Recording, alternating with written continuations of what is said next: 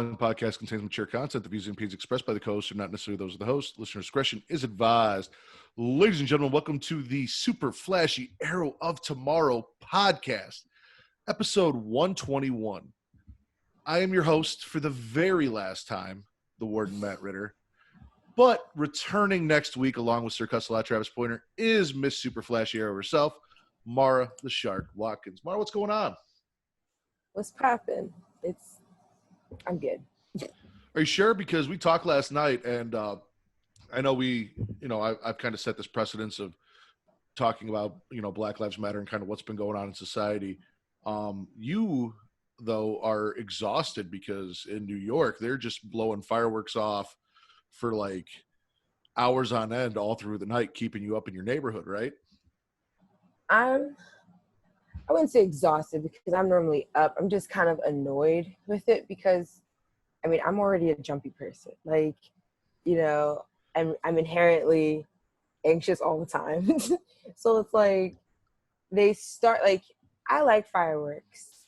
I remember I grew up watching them and loving them, all the colors, the sounds, going to see them and stuff. But it's been a month, whole month. Like some people are talking like, oh yeah, it's been like a week or so. I was like, it's been since May. It's annoying. It's just really annoying. You were telling me it's like from roughly like 8:30 to like almost 3 a.m. every day. Right. And tonight they're uncharacteristically quiet. Like they were going off a little while earlier when I was on the phone with my friend. But they're quiet right now. I'm hoping it means they've just run out. Well, as you told me also, these are like industrial grade fireworks. These are like big fireworks. These aren't firecrackers and bottle rockets or little, They're I don't know. They're the ones that you would see going off in a field somewhere. If you went to a park where someone was hosting fireworks. Yeah. So these aren't little cheap fireworks. These are expensive, loud, big fireworks. Yeah, pretty much.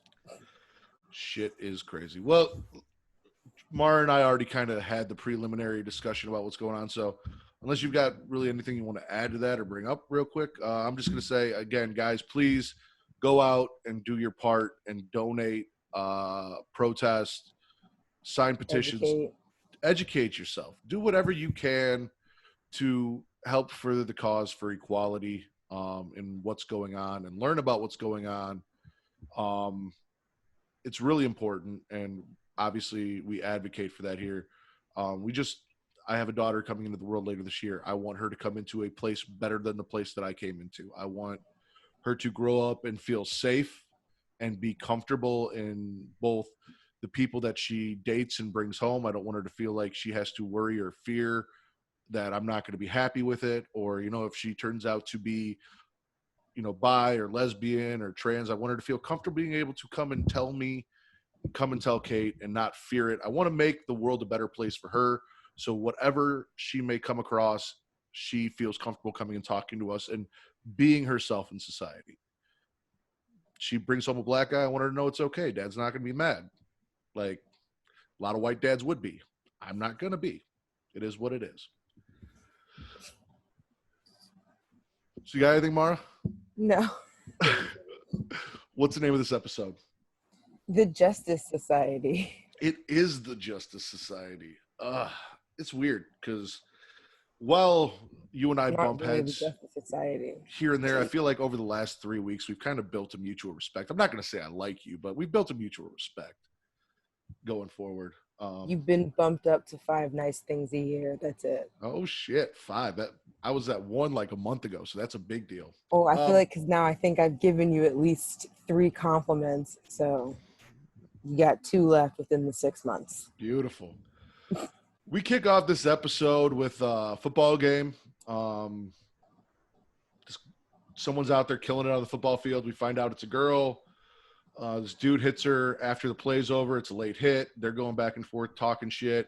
She punches the guy in the face. The coach pulls square in the face. Oh, yeah. And he deserved it. He did. She gets pulled off the field. The coach wants to bench her. The parents are not happy about this. Both her parents are in the crowd watching, proud of their daughter for the way she acted, not happy with the coach. We find out her name is Artemis. I I love think it. that's going to be important later. Her parents kill the football coach later in the night after practice is over. You know what's crazy though? When they first show them though, they look like they belong in the Purge. Like people who like buy people to kill in Yeah. the comfort of their home. Well, they're Like, villains. They're supposed to look like that. yeah, like nah, like they smile the same way. Like the mask from the first Purge. Like they smile just like that. Yeah, it's that creepy, insincere, uncomfortable smile. Yeah. Threatening Like smile. It's like a threatening smile. literally Um, his looks could kill.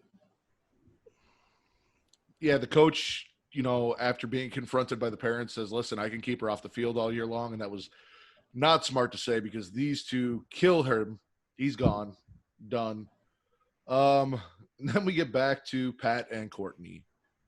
You know what's funny though? I did not correspond that metal bat in the beginning of the episode when they killed I'm not happy about that, Mara, the but football coach to when it came around to who he is later, and I was like, that's I forgot. fucking stupid. But whatever. I'm not happy with that. Like, she was fine. His villain gimmick, fucking terrible, awful. We will talk about that towards the end. Yeah. Pat's scolding Courtney about her recruiting people after he told her not to, and her stealing shit after he told her not to, and all this stuff. And basically, he's like, "You need to go get that shit back." I'm gonna stop you right here. Okay. At this point, all of Pat's arguments went from like a 9 to like a 6. From the moment he brought Rick to the garage and was like, I didn't know Rex had a son, and started talking about, I don't know what this is either. I don't know what that is. And it was like, Pat. Pat.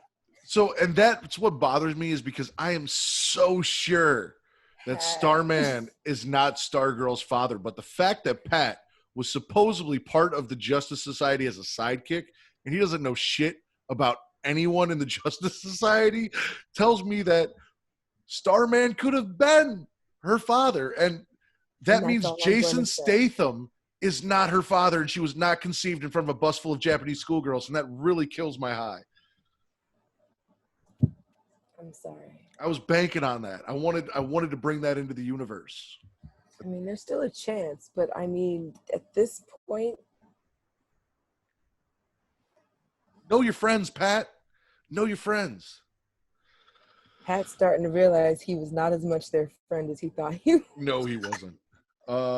Pat tells her she's got to go get the ship back, and she goes, "Well, I can't just ask for it back." He goes, "Yeah, you can, because do you want your friends to die like that kid on the bridge?" And it's like, ooh, okay. It's cold. Yeah. So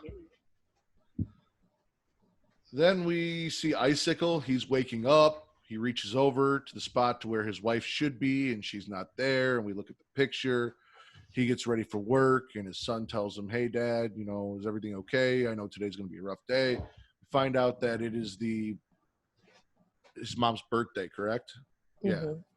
Yeah. And as we know, she passed away, no longer with them.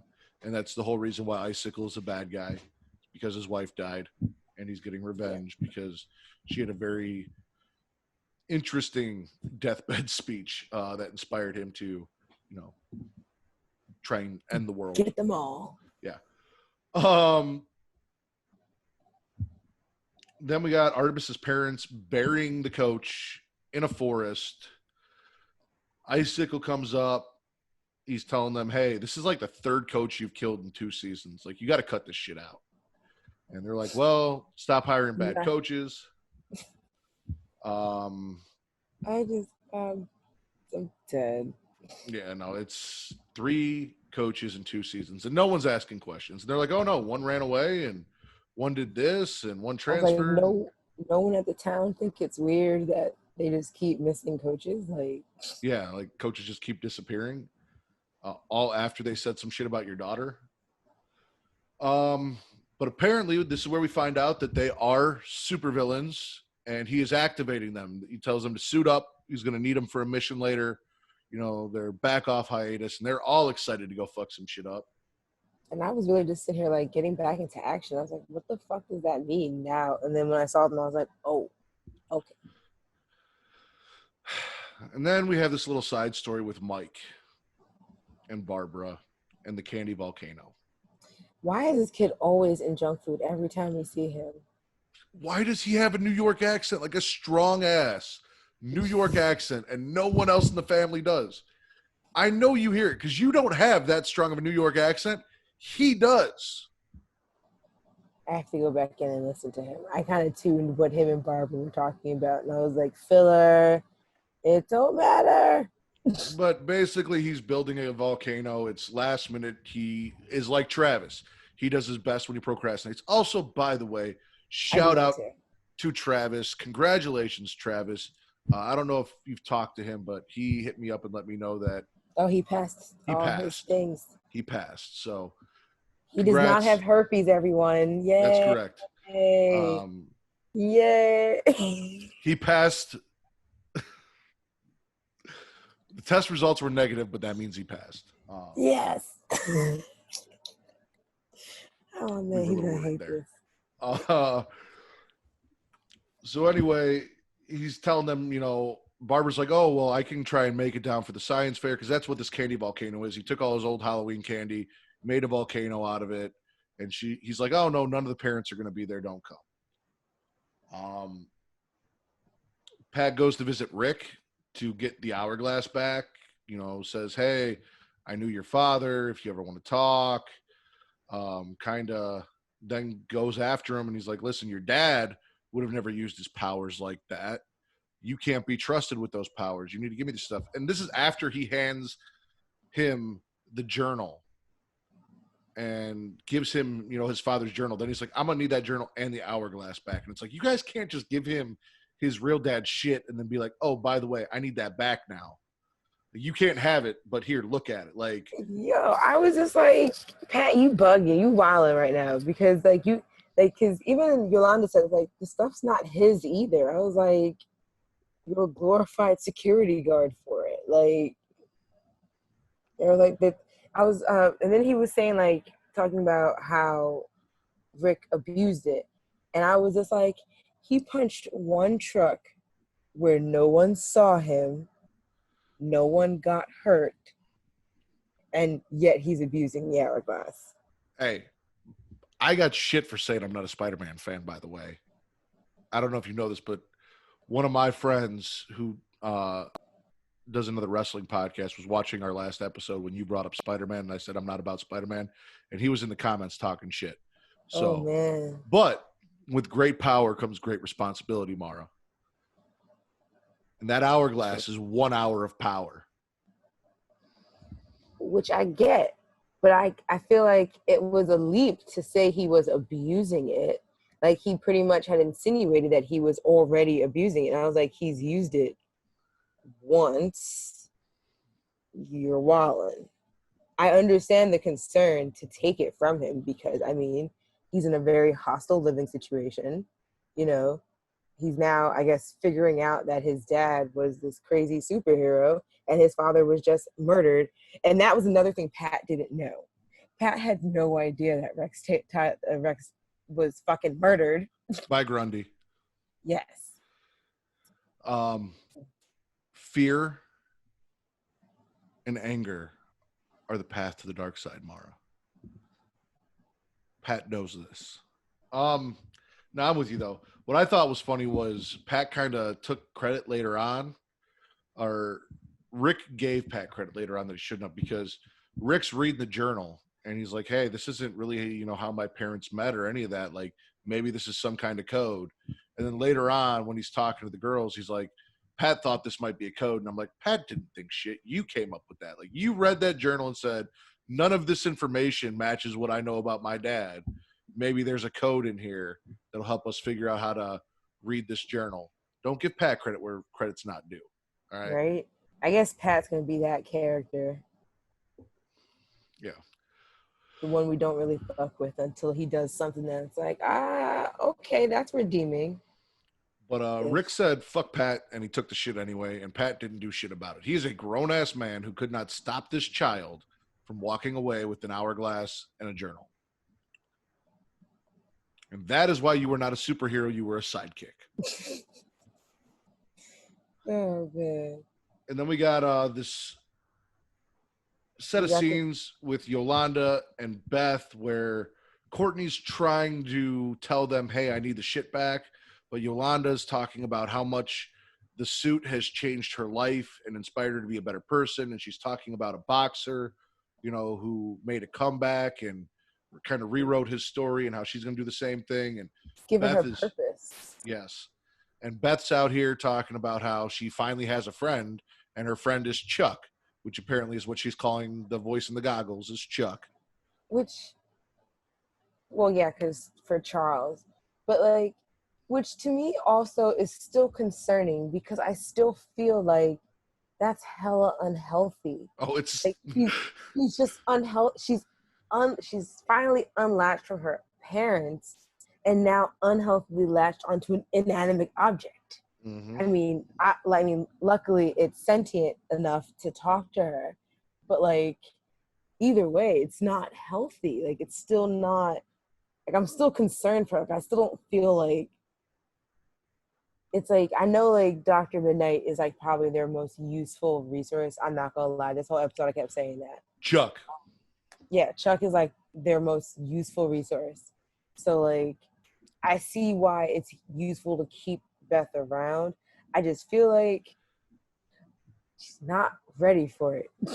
No, She can't that's the thing. handle You've got at least two people, like real people, that you could be trying to be friends with. I know they were kind of shitty to you last episode, but they came around, saw how useful you were.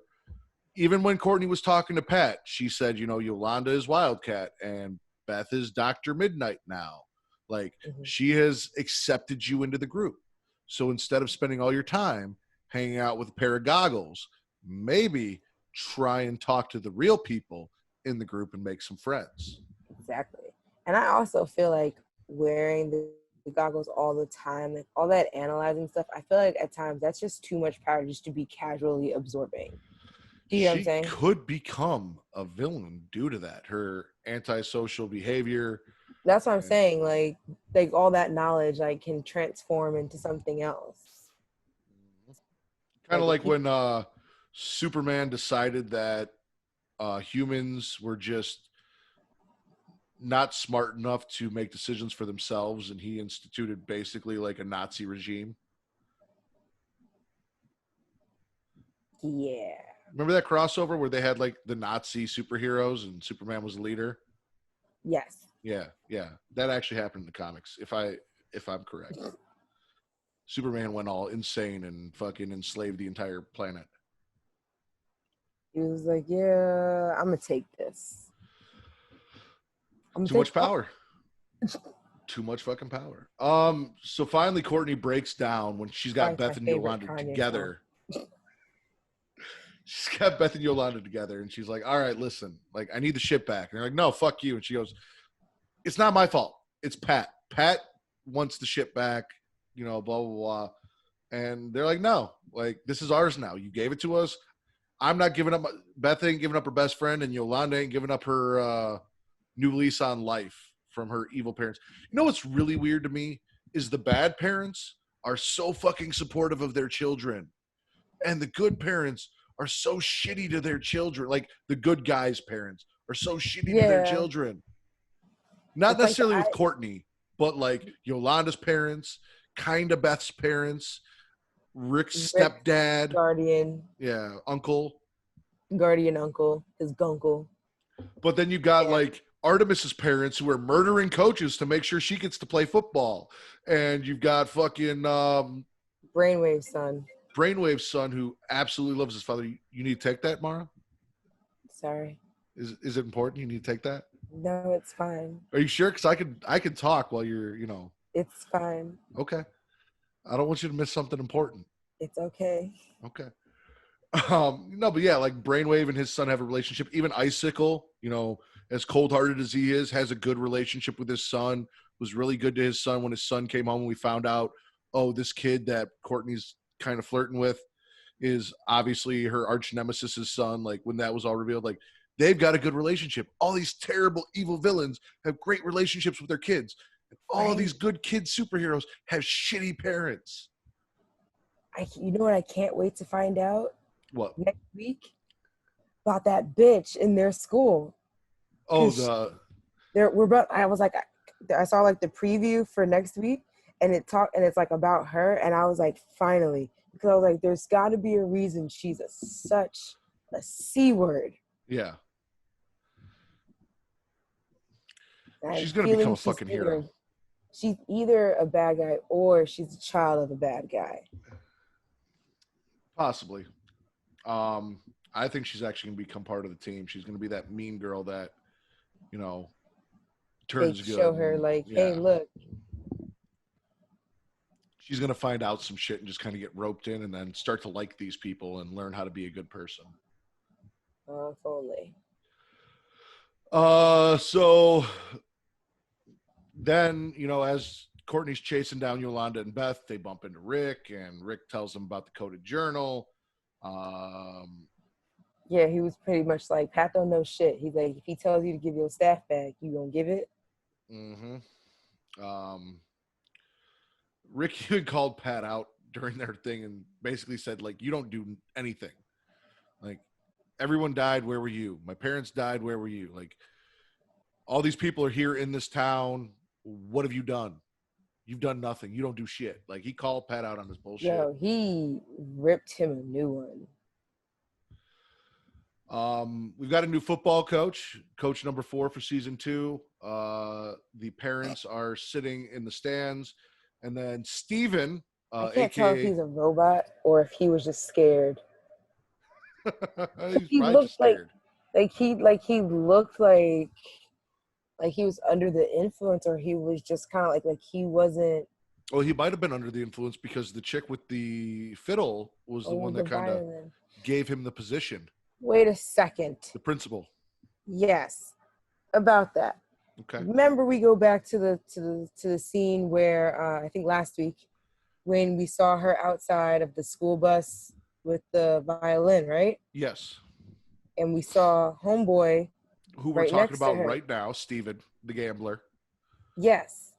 So he's not who we thought he was before. Correct. No, apparently his superpower is odds or Yeah, like luck or some shit. strategy or some shit like that. Like, he doesn't really have a superpower. But we do find out that he delivers the Crows, which is, I believe, if I heard that right, the last name of that family, or at least the father's last name was Crow. Mom might have kept her own name. Anyway, he brought them the badge from the fucking trucking company for their mission, and we find out that these bad guys are not friends. Like Steven, or as I'm going to call him, Colonel Sanders, because that's who he looks like. Colonel Sanders is a sloppy motherfucker. He's littering, and these two just don't seem to give a shit about him or like him in any way, shape, or form. They didn't seem to respect him either. No, not even a little bit. Then we get to the science fair. Of course, after Mike said no one's parents are going to be there, everyone's parents are there. And he looks all sad with his little candy volcano and no one to come watch him do his experiment. But Barbara shows up because Barbara is an awesome stepmom. Barbara's Barbara. They've got their little bonding moment. He makes the volcano bubble chocolate and apparently gets last place for his science project. But Barbara was proud of him and they had fun and made him feel special.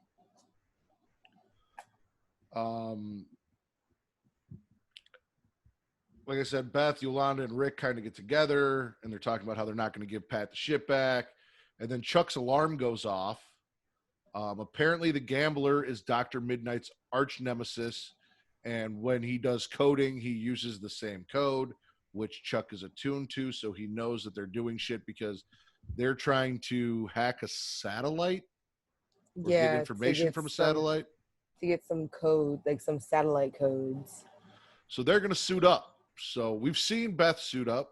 Or no, I'm sorry. We've seen Courtney and Yolanda suit up. Now we're going to get to see Beth go get the Hour Man suit for Rick. And we're going to see Dr. Midnight in all of her glory, and someone needs to tailor those clothes because they were baggy as shit. Right. Um, Those don't magically just suck in.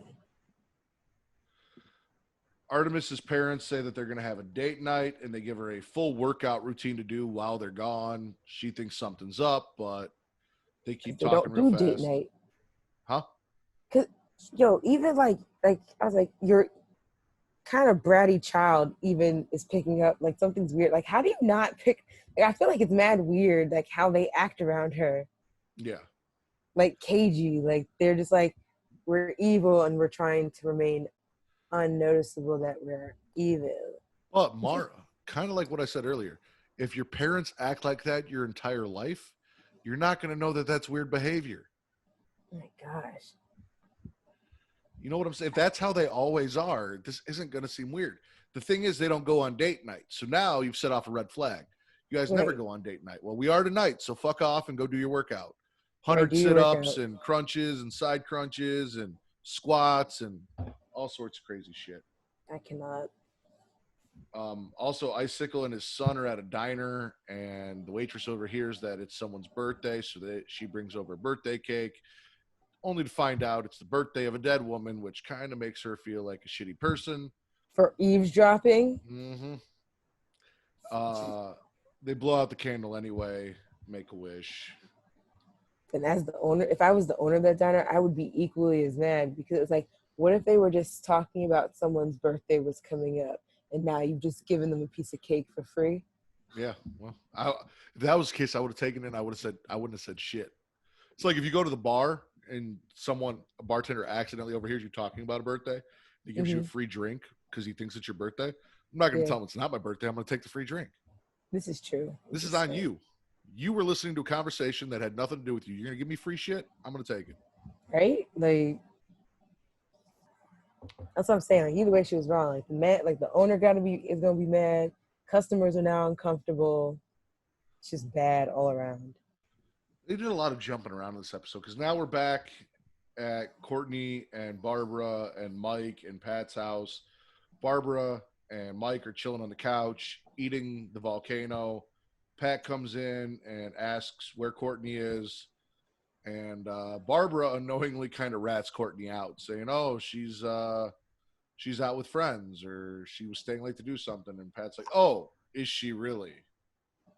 Because he was expecting her to be home with all of that superhero gear, and she was not there. So he knows something's up. Ooh, Matt, you sound already ready for the dad life. Mm-hmm.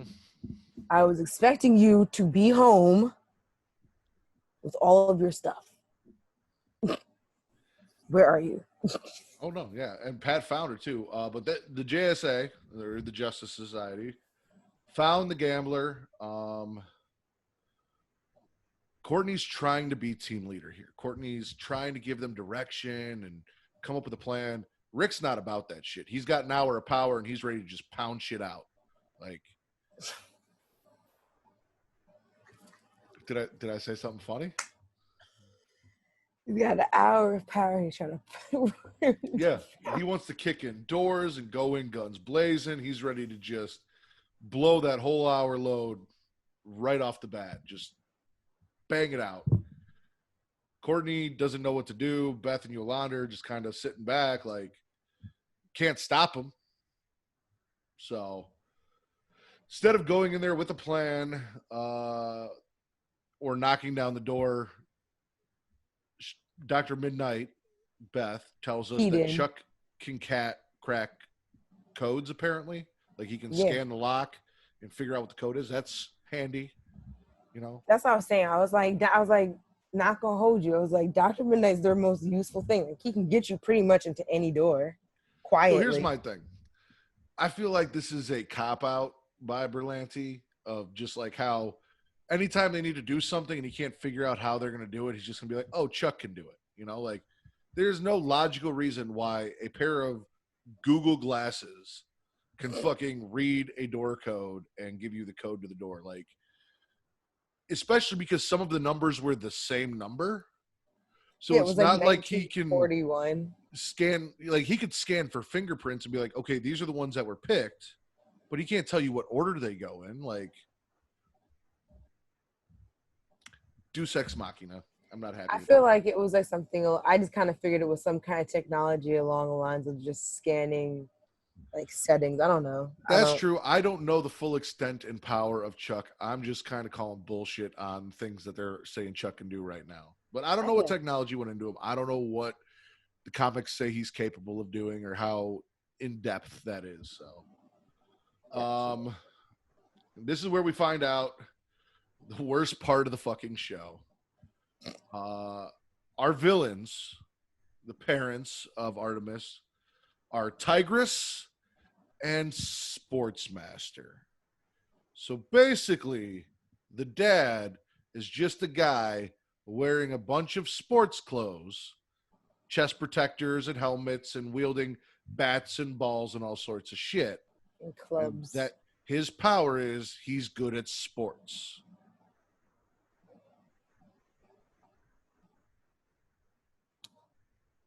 I don't know how he got these powers. This I would is have to. fucking terrible, Mara. Like, I didn't write them. you got, well, you had a wizard that you killed. You've got Icicle, which is a terrible fucking name. But you've got Solomon Grundy. You've got the Fiddler. You've got the Gambler. You've got Tigress, which is basically like the opposite of Wildcat. Like, and then you've got Sportsmaster. And even in the first episode, there was like a bunch of people in the JSA like doing cool shit and shooting green beams and like shit was going on. Like, where the fuck are those people? Why am I getting a guy in a fucking catcher's helmet and chest protector swinging baseball bats and knocking baseballs at people? And that's the thing. It's not even really. Where's Jason? Why It's we got Jason Voorhees? yeah, as Rick said, Jason Voorhees. Which, by the way, not even fair because nowhere nearly as cool as Jason Voorhees, with his fucking hockey stick and his baseball bat. So the kids get in the building and then they decide to split up because, again, no one's listening to Courtney. No one's listening to Stargirl. Our man goes, Remember, they are Gen Z. They've never even watched Scooby Doo, so they don't know that things go wrong when you split up. I'm also, done. also two-thirds or half of the group is white. And if you've ever watched any movie or horror movie ever, you know white people always want to split up. Why? Why? Why I don't know, is it? Mara. Why is it so hard to stay together?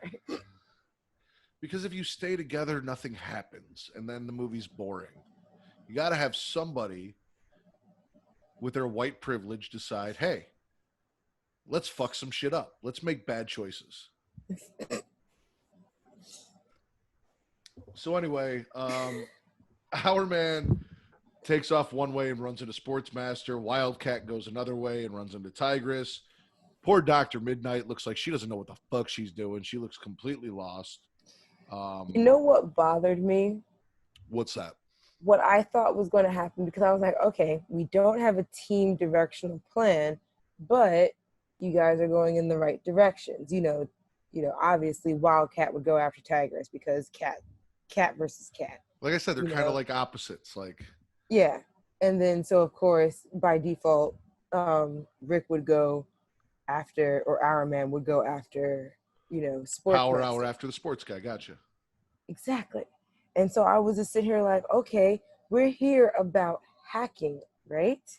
Why wouldn't Beth and Dr. Midnight go to where the server was and stop the freaking hacking? And at one point, they were actually in the room where the USB was plugged in. I was like, you just gotta pull it out. You really just gotta eject it. You don't have to properly eject it. Just take it out. So Sportsmaster is taking out our man, and Wildcat is not doing any better against Tigress. Stargirl shows up. Made me wonder, how much does our man actually really fight? Well, we kind of like got last your week. we kind of got your answer to that invulnerability thing because he was getting his ass kicked, so he can feel pain. He got fucked I was up. just like, last week we out here punching a truck. This week we taking hits all over the place. Like, you not ducking, weaving, bobbing. Like, not doing Well, anything. to be fair, it is much easier to punch a stationary truck than a moving target with zero training whatsoever. That's what I was saying. That's John, we're talking about Stargirl because this is Super Flash Arrow of Tomorrow. If you would what? actually watch good TV, you'd know what we were talking about and you'd be on board with the podcast, son. John's in here talking shit. So anyway, they're getting their asses handed to them. Courtney shows up to save the day for our man. Beth shows up to help out Wildcat. And Courtney's actually holding her own for a little bit. I'm very disappointed that we now know that staff can cosmically face fuck somebody and it didn't do it. Like,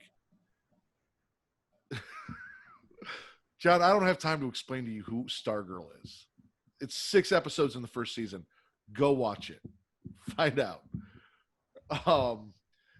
No, so like we know the staff face fucked, cosmically face fucked, brainwave, put him in a coma, took Spike out of the Buffy universe, like saw it happen, right?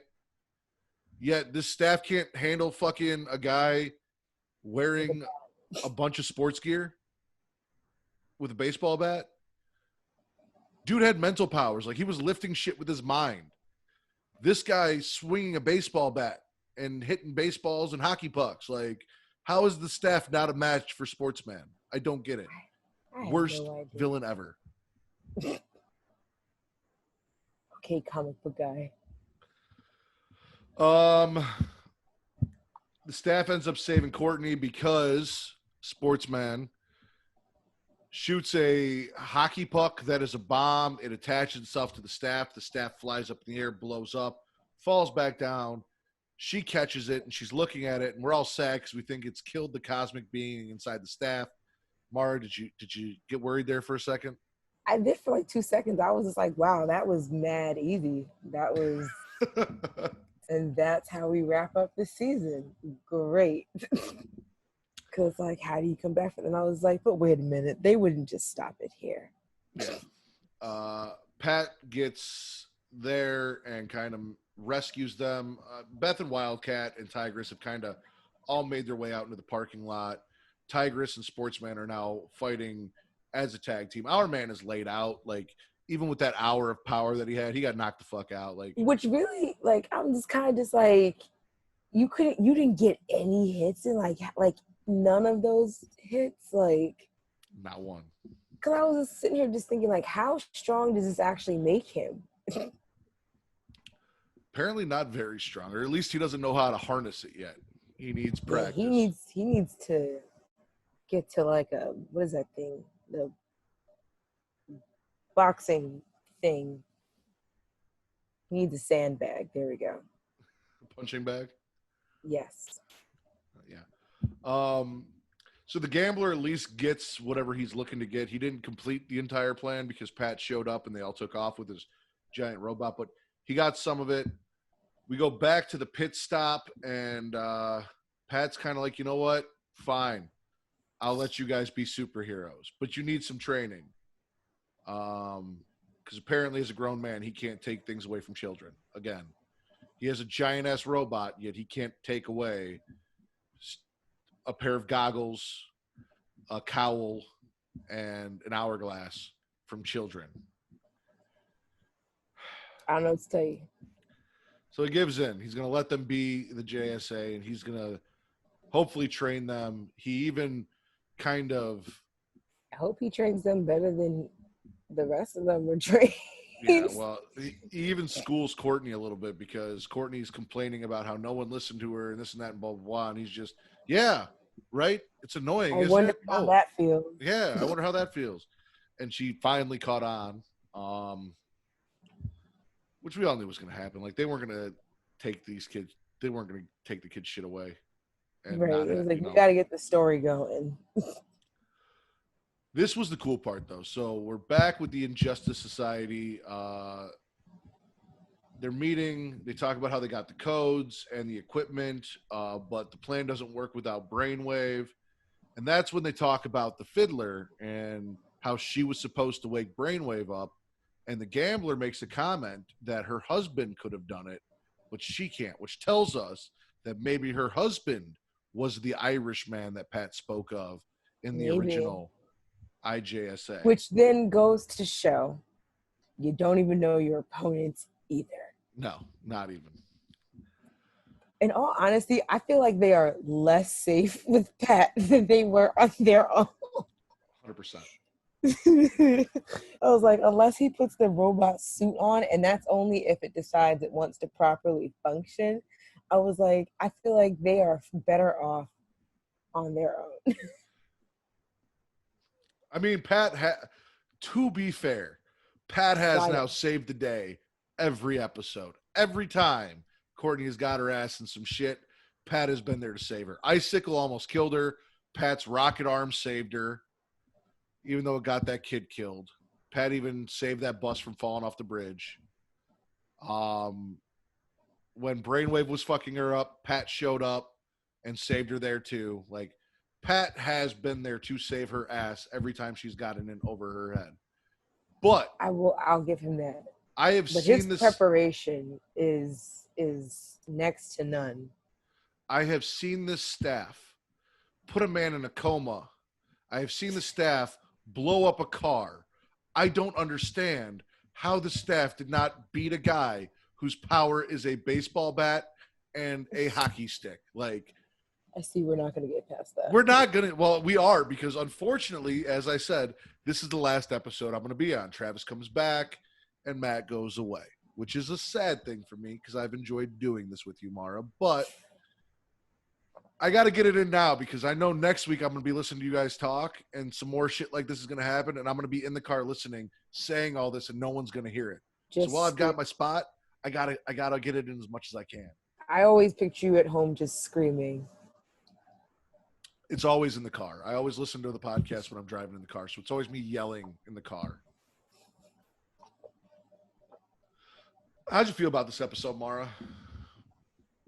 Well, Jordan wants to, Icicle wants to find out who the JSA are. So now they're actually, I guess now we're going to start seeing them trying to figure out. Which they did. Like, Brainwave was actively trying to figure out who Courtney was and did find out who Courtney was. So. Right. And then the staff was like, oop, you know too much. Yeah. Yep. Literally. That's why it won't do it to anyone else, because no one else knows yet. So wait, just you wait. You might still get you might get another brain fuck.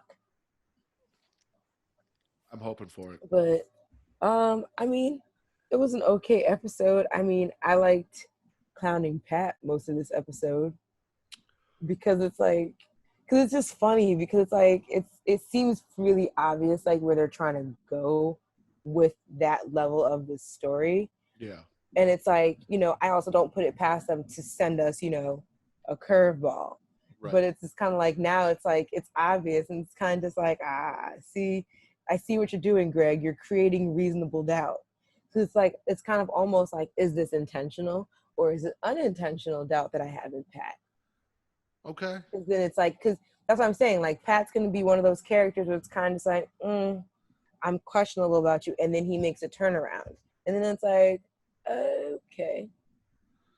Well, and like I said, he has had value. He has, in a pinch, been useful despite the fact that he doesn't seem to know anything about anyone.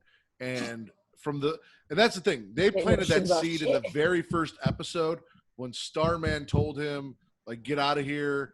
Why are you here? And then as he was dying, like, the staff will find someone worthy, but not you. Like, they planted that seed very early that Pat was an inept sidekick who didn't add value to the team. So. But yeah, so I enjoyed this episode though, because like it's kind of like watching baby horses find their feet, or baby giraffes find their legs, like find their footing. Okay, not an analogy I would have used, but I see where you're going with that. Who's winning? Anybody? Well, I would say like I'm gonna say the JSA. And when I say that, I mean that as like the other three, not Courtney. I mean, even though she's winning in general, because like they're all a team now, I think because it adds more to their lives. Okay. And I think all, because like, I mean, even when we said it, like they keep talking about how much these things mean to them and how much their personas give them purpose. And it's like, it's hard to kind of say who over the other wins over one over the other because they were in a bad place for different reasons. So I would just say the three of them. Okay. I am going to go with the Injustice Society because they have gotten everything they need for their weird master plan. I can't wait to find out about this dragon dude, see what's under the mask. But also, Sportsman, the most inept villain ever, was able to beat up all of those children, kind of get a victory on them, make them all look like chumps. So, if the weakest link of your group is whooping their entire group's ass, you're definitely winning. Who's So losing? calculated.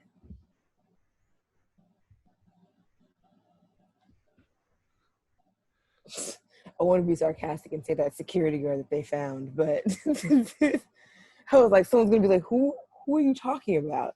Yeah, we didn't even talk about how like the They saw their gambler first dead murdered some body. guy and then like almost murdered a cat that was like on a tray outside the room he was hacking in. Like, I was just like, oh wow, because the way they just like panned over that, I was like, well, that was their first dead body, I'm assuming. yeah, completely Uh, unfazed. right, like they kind of just seemed like, oh, I don't know. I thought for like 2 seconds, the looks on their faces was kind of like, oh, this is real. Like this is real shit. Like this is not just like we're wearing costumes and playing around. But mind Like you, also freshmen, sophomores, whatever they are in high school, if they had they found a are dead born in body, 2004. yeah, no, we talked about that because I graduated in 2005. So 16. So yeah, sophomores, juniors, 16. Yeah. sophomore, juniors. All right. If they find a dead body, like a murdered security guard, most sophomores and juniors are leaving. I don't care if you've got an hourglass that gives you an hour of power, or a cosmic staff that can fuck someone in the face and put them in a coma, or goggles that are basically the entire internet, or a cool jumpsuit that makes you look sexy and lets you climb walls and gives you claws. Like, you're getting the fuck out of there. Facts. Dead bodies are real shit. That's when shit sets in. It's like, you know what? Maybe we're not ready for this. Right. I'd be like, I thought we were dealing with hackers. This is murder. Yeah. Someone in here don't give a fuck. Did you say who's losing? I'm gonna just go with the security guard. Okay. Um,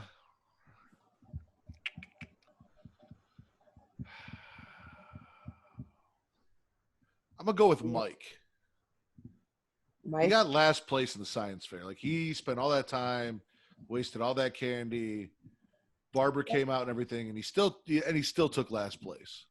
Well, he said it was from Halloween, so because like at first I was thinking like this is a real waste of food, and then he was like, no, the leftover stuff from Halloween. I was like, oh, okay, so we don't care about this. Well, mind you, last episode was Halloween It was. It's weird watching a because they Halloween didn't. Yeah, episode in fucking June.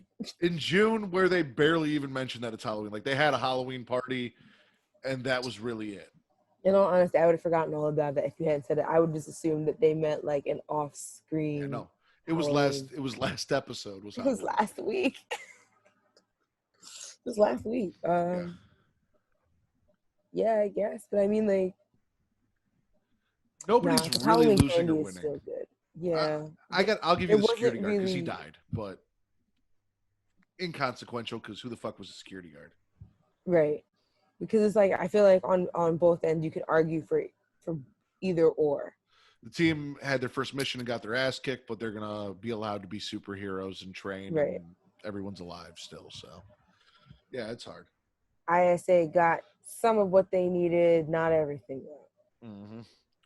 All right, Mara, tell everybody where they can find you on all of the social media platforms. specifically only on Instagram and Twitter at Mara the Shark. And that's MARADASHARK.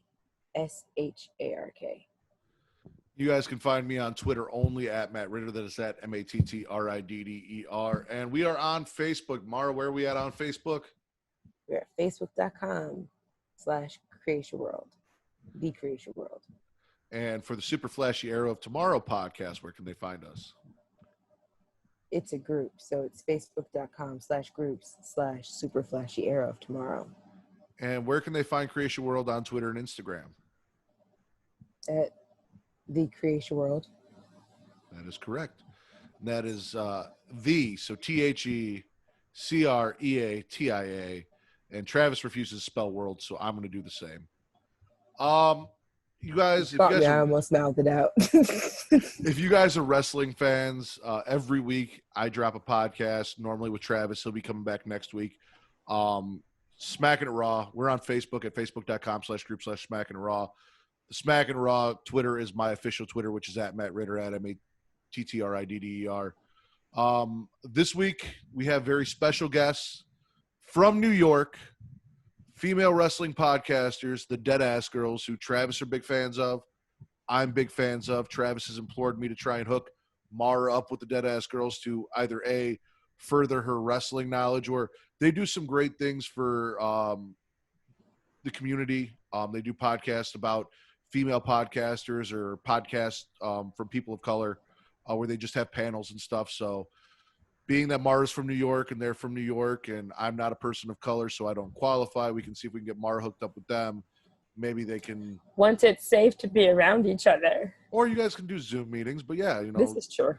Get some collaborations going because they're actually great and they have a great podcast. So go check out the Deadass Girls. And definitely if you're a wrestling fan, come check out Smackin' Raw.